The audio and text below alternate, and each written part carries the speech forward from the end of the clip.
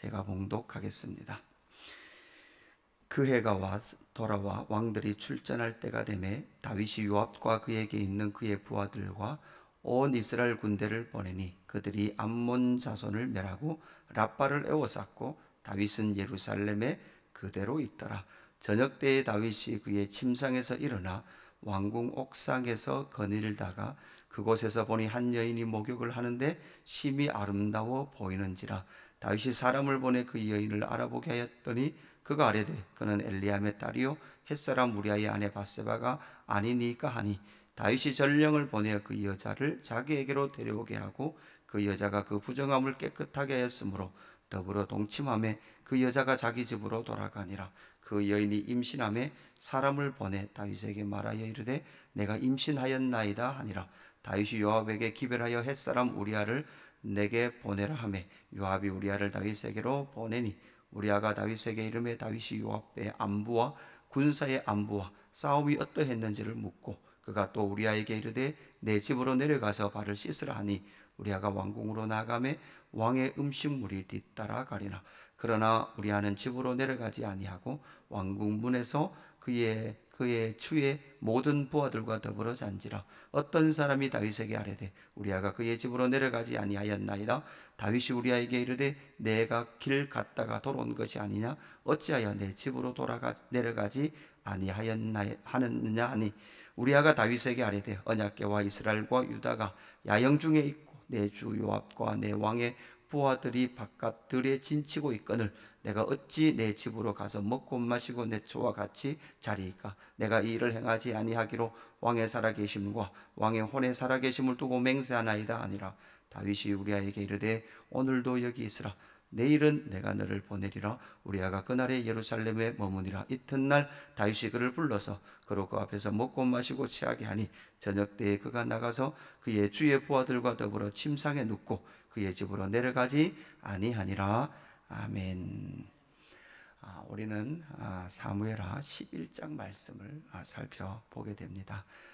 사무엘하의 등장인물인 다윗이 사무엘하 1장에서부터 10장까지는 다윗의 그 통치의 아름다움과 위대함들을 우리에게 알려주고 있습니다. 그러면서 구약 성경 전체의 가장 안타까운 사건, 이 11장에 나오는 밧세바 사건이 이제 이곳에서 등장하게 됩니다. 그냥 어떤 평범한 사람이 이런 범죄를 했다면 우리가 그냥 넘어갈 수도 있지만, 왜 다윗이, 그 위대했던 다윗이 이런 범죄를 저질렀는가, 이렇게 만날 수밖에 없는 11장 말씀이죠. 다윗은 무비보셋에게 헤세드를 베풀었고 그 헤세드를 통하여 무비보셋은 요나단과의 그 언약의 이 성취로 하나님의 은혜를 경험하게 됩니다. 그러나 10장에서는 암몬에게도 다윗은 헤세드를 베풀게 되죠. 그러나 그 헤세드를 거절한 암몬, 그 암몬이 어떤 대가를 치르는지를 10장에서 우리가 만났습니다. 이제 11장에서 밧세바 사건을 우리가 살펴보면서 이 10장까지의 내용은 결국은 끊임없는 그 승리한 다윗의 모습을 보게 되죠. 하나님께서 승리하게 하시는 다윗, 그러니까 블레셋으로부터 승리하면서 다윗은 등장했고 아말렉으로부터 승리했습니다. 또한 모압과 에돔과 이 암몬에게도 승리를 했죠. 골리앗의 승리, 사울에게서 승리, 또한 요나단과의 언약의 성취, 이룸, 그뿐만 아니라 이런 많은 민족들로부터 승리했던 다윗의 모습을 우리가 보게 되는 거죠. 그렇게 승리하는 가운데서도 하나님의 성전을 짓기를 원했고 그 성전을 짓는 것을 통해서, 그 갈망을 통해서 하나님은 다윗과 언약을 맺는 그 장면들을 우리가 보았습니다. 이제 가만히 생각해 보면, 우리의 논리로 생각해 보면 사실 이 바세바 사건 같은 것들이 언약 전에 있고, 그래서 다윗이 이렇게 자기가 죄인된 걸 알고 하나님 앞에 눈물을 진하게 흘리고 그렇게 회개를 하니까 하나님께서 은혜 줘서 그래 네가 회개했냐, 내가 너를 통해서 언약을 맺겠다, 이렇게 해주시면 우리의 논리의 순서가 맞을 건데, 승리도 다 하고 언약도 다 맺고 그리고 난 이후에 다윗의 이 범죄를 우리가 만나게 되는 것이죠. 사실 여러분, 이 정치적으로 이 사무엘상 하의 다윗의 모습을 보면요, 사실 다윗은 이때 뭐를 해야 됩니까? 정치적으로 보면 다윗이 이런 범죄를 저질렀다는 것은 어떻게 보면 탄핵감입니다.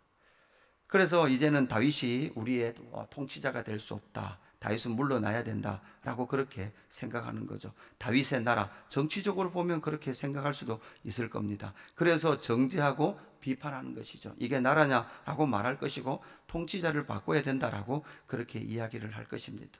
그러나 이 11장에 나타나는 이 다윗의 범죄의 사건은 그런 의미에서 적고 있는 책의 내용이 결코 아닙니다.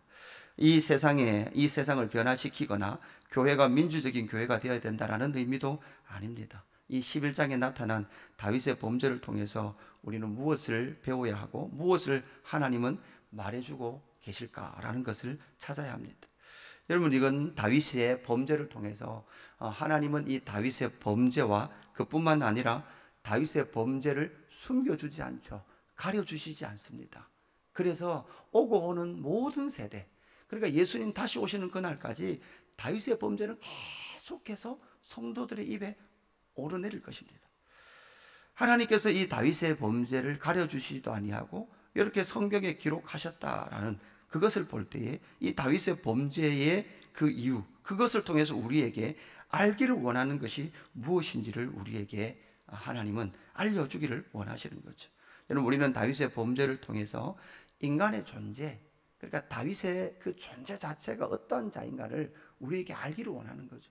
여러분, 나라는 실존이 어떤 존재인가를 인식하라는 거죠. 끊임없이 나는 괜찮은데 너가 문제다. 그죠? 정치 너가 잘못해서 이 나라가 이 꼴이다. 이렇게 우리는 대부분 생각하지만 성경에서 이 다윗 사건을 통해서 이 다윗 때문에 그 시작 지점이 사실은 어딘가 하면 진짜 다윗 때문에 시작은 바로 이 11장을 통해서 다윗 안에 자기 안에 의나 자기 안에 정함이 없다라는 것을 여실히 부각시키고 발각시켜 내는 것이죠. 그래서 그 죄를 숨겨주거나 가려주지 아니하시고 다윗의 그 죄인됨을 우리 가운데 온전히 보여주는 것입니다. 여러분, 우리는 이 밧세바 사건을 통해서 다윗이 적은 시편 51편 말씀을 잘 알고 있습니다. 여러분, 우리가 시편 51편을 묵상할 때도 이 시편 51편에 나타나는 다윗의 그 고백이 어떤 고백인지를 우리는 잘 보아야 합니다. 하나님이여, 주의 인자하심을 따라 내게 은혜를 베푸소서. 주의 많은 긍휼을 따라 내 죄악을 지워 주소서. 나의 죄악을 맑게 씻기시며 나의 죄를 깨끗하게 하소서. 물은 나는 내 죄가를 아오니 내 죄가 항상 내 앞에 있나이다. 내가 주께만 범죄하여 주의 목전에 악을 행하여 싸우니 주께서 말씀하실 때 의로우시다 하고 주께서 심판하실 때 순전하시다 하리이다. 내가 죄악 중에 출생함이었으며 어머니가 죄 중에 나를 잉태하였나이다. 보소서, 주께서는 중심이 진실함을 원하시오니 내게 지혜를 은밀히 가르치소서. 여러분, 이렇게 고백하고 있는 다윗의 이 고백은 자기의 일단 단위적인 어떤 죄에 대한 그러한 회개 넘어서 자기의 실존, 자기의 존재, 하나님 내 안에 죄밖에 없는 자기의 존재를 여실하게 발견하고 있는 다윗의 모습을 우리는 이 사무엘하 11장에서 발각을 시키고 발견을 해내야 한다라는 사실입니다. 그래서 로마서 3장에 나타난 인간의 그 모습, 그죠? 의는 하나도 없는 그 인간의 모습, 로마서 3장에 보면 이렇게 말씀을 합니다. 잠시 로마서 3장 말씀을 보고 가면 로마서 3장 9절에 이렇게 말하죠. 그러면 어떠하냐? 우리는 나으냐? 우리는 누구를 말합니까? 유대인을 말하죠. 결코 아니라 유대인이나 헬라인이나 다 죄 아래에 있다고 우리가 이미 선언하였느니라. 기록된 바 의인은 없나니 하나도 없으며 깨닫는 자도 없고 하나님을 찾는 자도 없고 다 치우쳐 함께 무익하게 되고 선을 행하는 자도 없나니 하나도 없도다. 그들의 목구멍은 열린 무덤이요 그 혀로는 속임을 일삼으며 그 입술에는 독사의 독이 있고 그 입에는 저주와 악독이 가득하고 그 발은 피 흘리는데 빠른지라. 파멸과 고생이 그 길에 있어 평강의 길을 알지 못하였고 그들의 눈앞에 하나님을 두려워함이 없느리라 함과 같으리라. 그러니까 하나님을 두려워하는 그 마음이 전혀 없는 인간의 상태, 의는 없나니 하나도 없는 그 상태를 바로 이 11장에서 우리는 발견을 해야 한다라는 사실이죠. 여러분, 우리는 의인 있는 의로운 사람들이 너무나 많습니다. 교회 안에서조차도 의로운 사람이 너무나 많습니다. 여러분, 우리는 우리의 의를 자랑할 것이 하나도 없습니다. 죄인 중에 괴수다라고 고백했던 바울의 고백처럼 자기의 실존을 알아가면 바울의 자기 인식이요 사역의 초창기에는요 사도 중에 사도다 이렇게 말합니다. 그러나 그의 사역의 끝자락에 가면 자기 인식, 자아 인식이 바울의 자아 인식이 마지막에는요 나는 죄인 중에 괴수로다라고 고백하는 그 고백으로 나아가더라는 것이죠. 점점 자아 인식이 높아지고 자아 인식이 의로워지고 나는 죄가 없는데 저 인간 때문에 교회가 문제다라고 가는 그 길로 가는지, 아니면 모든 공동체가 주님 앞에 더더욱 겸손하여서 자기의 죄인됨과 자기의 악함들을 여실하게 말씀 앞에서 부각하고 발각해 내고 있는지를 우리는 살펴보아야 하는 것이죠.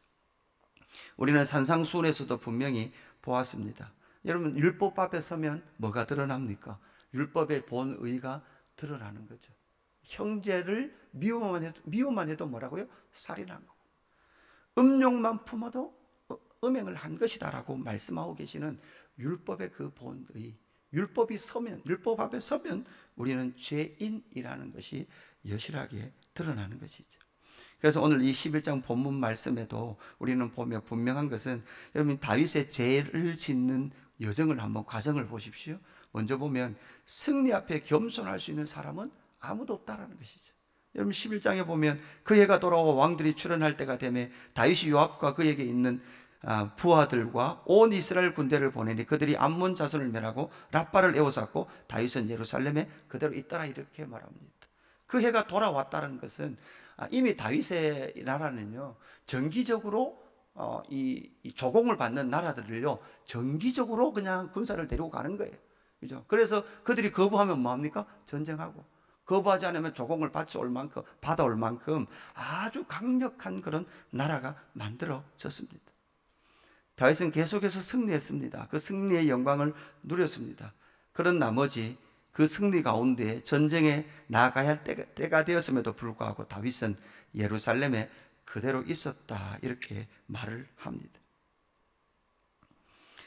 그뿐만 아니라 2절부터는 여러분 보는 것의 한계를 넘어갈 사람은 없습니다. 여러분 첫 번째 아담 이후로 있었던 이후의 인간들은요 그 선악과를 보며 먹음직스럽고 보암직스럽다라고 말했던 첫 번째 아담의 그 시각의 유혹에서 넘어가지 않을 인간은 없다라고 우리에게 분명히 말씀하고 있는 거죠. 그 아름다움을 볼 때에 그는 그 율법 앞에 섰던 그 한 사람의 죄인됨을 여실히 보여주는 거죠. 눈으로 보았을 때 음욕만 품어도 음행한 건데 그는 무엇합니까? 실행을 하는 거죠. 그리고 여러분 실행하지 않은 죄나 한 죄나 똑같은 죄인의 모습, 다윗은 더 갑니다. 뭐합니까? 실행합니다. 보는 것의 그 한계를 넘어서지 못하는 다윗의 모습을 보게 되는 거죠. 그 다음 6절부터는 어떤 모습이 나옵니까? 6절부터 내일 본문까지는요 결국은 범죄하고 나면 인간은 어디로 가요? 자기의 범죄를 숨깁니다. 다윗이 회개한 시점이 어딘지를 보십시오. 다윗이 회개한 시점이 이때라도 회개했으면. 근데 인간은 그렇지 않아요. 죄가 발각될 것, 발각이 뭐 때문에 발각되어집니까? 임신한 것 때문에 그래요. 생명이 온 것 때문에 숨길 수 없는 문제가 생긴 거예요. 그래서 그 생명을 먼저는 숨기려고 하는 거죠. 결국은 인간은 그 죄가 드러날 때 자기의 죄를 숨기려고 하죠. 숨기는데 어디까지 숨겨요? 죽이는 한이 있어도 숨겨버리려고 하는 그 모습을 보게 되는 것이죠. 끊임없이 인간은 자기의 죄를 숨기고 숨긴 채로 살아가고 있는 것이죠. 저와 여러분도 오늘 이렇게 옷을 입고 이 곳에 앉아 있는 것은 죄가 숨겨져 있기에 우리는 이 자리에 앉아 있을 수도 있는 것입니다. 그래서 우리는 아는 것이죠. 하나님 앞에 나갈 수밖에 없는 것이죠. 내 실존의 어떠함을 끌어안고 나의 죄인됨의 어떠함을 끌어안고 하루도 하나님 앞에 나가지 않으면 살 수 없는 존재, 단위적 죄를 넘어서 내 실존 자체가, 존재 자체가 그러하다라는 것을 성경은 여실하게 우리에게 말씀하고 있는 것입니다. 여러분 오늘 이 11장 또한 12장까지 이어지고 있는 다윗의 범죄, 그리고 여러분 이 다윗의 범죄를 통해서 태어나는 한 아들이 누굽니까? 그 바로 솔로몬이라는 존재입니다. 여러분 이것까지 이어지고 있는 이 범죄의 흐름, 그리고 하나님 앞에 해결되어지고 하나님께서 이 다윗을 용서하고 하는 시점도 어떠한지를 하나하나 말씀을 묵상하면서 이 다윗이라는 다윗이라는 그 사람의 범죄와 회개의 여정을 우리가 묵상하면서 나라는 존재 역시 이 다윗의 모습 속에 우리가 발견하는 귀한 은혜가 있기를 주님의 이름으로 축복합니다. 그래서 우리는 다윗처럼 삽시다, 다윗처럼 됩시다 라고 쉽게 말할 수 없는 그 다윗 속에 있는 나라는 존재, 죄인된 나라는 것을, 나의 존재를 잘 발견해서 하나님 앞에 진짜 겸손한 자로. 그래서 여러분, 우리는 누구 아니면 안 되는 거예요? 예수님 아니면 안 되는 거예요. 내 스스로의 힘으로는 도저히 불가능한 그 존재. 나뿐만 아니라 이 세상의 전 인류, 모든 인간은 한 사람도 예수님 아니면 안 된다라는 그 존재의 피폐함과 연약함의 실체를 여실히 발견할 때 복음의 은혜가 얼마나 위대한지, 예수 그리스도의 사랑이 얼마나 큰지를 우리는 발견할 수 있다라는 사실입니다. 오늘 이 말씀 여러분 잘 묵상하시면서 주님 앞에 기도로 나아가는 저와 여러분 되기를 주님의 이름으로 축복합니다. 기도하겠습니다. 하나님 아버지 감사합니다. 다윗입니다. 그렇게 위대했던 다윗이 골리앗에게 이기고 사울왕의 그 왕권에 도전하지도 않은 채 잘 피해 다녔고, 하나님의 집을 생각하며 하나님의 나라를 세워왔던 다윗의 범죄가 하나님 아버지 이 11장에 기록되어 있는 이 본문을 만납니다. 왜 다윗입니까? 다윗 정도는 이길 수 있지 않았습니까? 라고 물을 수 있는 이 질문 앞에 무너져 가고 있는 다윗의 모습, 그 모습을 바라보며 하나님 아버지, 의는 없나니 하나도 없다라고 선포하고 있는 이 성경의 진리 앞에 우리를 세우게 하셔서 하나님, 내 안에 죄인됨, 나의 실존의 그 악함, 하나님 의는 없나니 하나도 없는 나라는 그 실존을 발견하는 귀한 하나님 묵상의 시간 될 수 있도록 성령 하나님 인도하시고 역사하여 주옵소서. 하나님, 주에서 주님의 나라, 하나님의 나라에는 오직 예수 그리스도의 의만 드러나게 하시고, 예수 아니면 살 수 없는 자들만 모이게 하시고, 예수로 말미암아 오늘 또 살아갑니다라고 고백하는 사람들만 하나님의 나라를 이룰 수 있도록 성령 하나님 인도하시고 역사하여 주옵소서. 하나님, 이날 또 그 은혜로 살기를 원합니다. 그 사랑으로 살기를 원합니다. 그래서 그 은혜로만, 그 사랑으로만 힘있게 살아가는 오늘 하루의 삶이 되게 하여 주옵소서. 감사함을 드리며 구주 예수 그리스도의 이름으로 기도드리옵나이다. 아멘.